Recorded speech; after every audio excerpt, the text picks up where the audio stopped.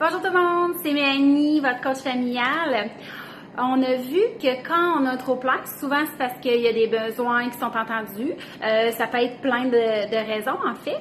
Donc aujourd'hui, j'avais envie qu'on prenne soin de nous, comme parents, parce qu'on sait très bien que les parents sont le pilier de la famille. Donc si les parents prennent soin d'eux, ben on va avoir plus de patience, donc ça va être plus facile. Fait que comment on fait ça, prendre soin de soi? En fait, prendre soin de soi, ce que ça veut dire pour moi, est-ce que ça veut dire pour toi, c'est différent.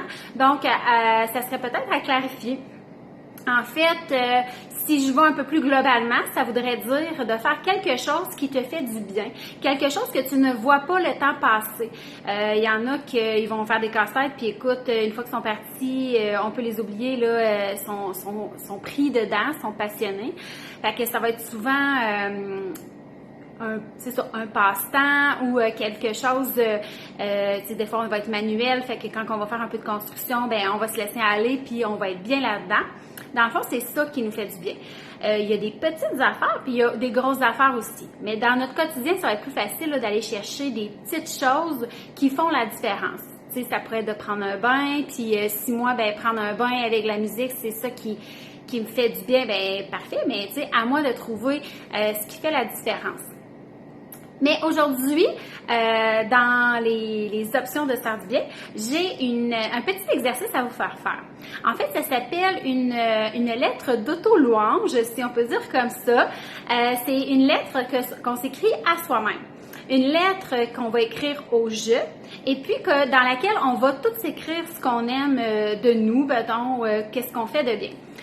C'est quelque chose que j'ai expérimenté il y a plusieurs années, mais qui avait fait une grosse différence dans mon quotidien. C'est sûr que comme maman à la maison, c'est tough un peu des fois là, d'avoir de la reconnaissance, parce que je veux dire, oui, on fait beaucoup de choses, mais de là à ce que ça soit nécessairement vu et apprécié, pas tout à fait. Donc, on est responsable de notre bonheur. Fait que si on prend soin de soi, peu importe la manière, ben c'est ce qui fait la différence à quel point on peut être bien, puis qui peut nous empêcher de crier.